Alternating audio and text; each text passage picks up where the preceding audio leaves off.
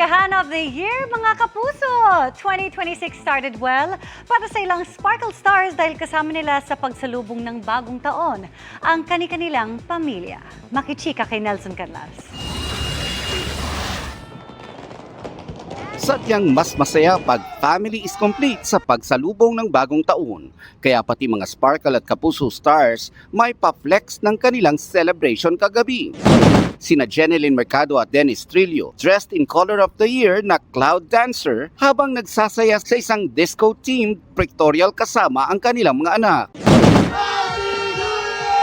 In cloud dancer din ang buong pamilya ni Miguel Tan Felix at complete with fireworks and mga palaro ang very Filipino medianoche nila. Kasama naman ni Barbie Fortesa ang kanyang parents and their fur babies. At para makumpleto ang fam pic, ay sinama ng Kapuso Drama Princess ang kanyang sister and her family via isang picture na mirrored sa isang big TV.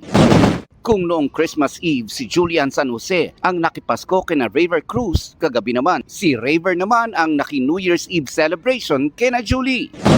Sweet couple naman sina OG sex bomb Rochelle Pangilinan at Arthur Solinap sa kanilang New Year's pic. Full of gratitude si Rock sa kanyang hubby for being her constant in 2025. Welcoming the New Year together naman ang magkapatid na sina Jack Roberto at Sanya Lopez. Mas pina-excite ang pagsalubong ng dalawa sa 2026 sa new home ni Jack. Si Heart Evangelista All Smiles din kasama ang kanyang mom for New Year's Eve. Maingay at masaya ring sinalubong ni House of Lies star Chris Bernal ang bagong taon habang nanonood ng fireworks display kasama ang kanyang hubby at baby.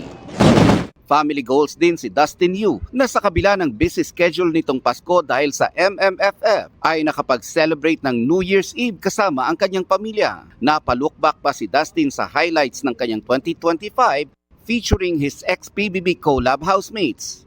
Nelson Canlas updated sa Showbiz Happenings.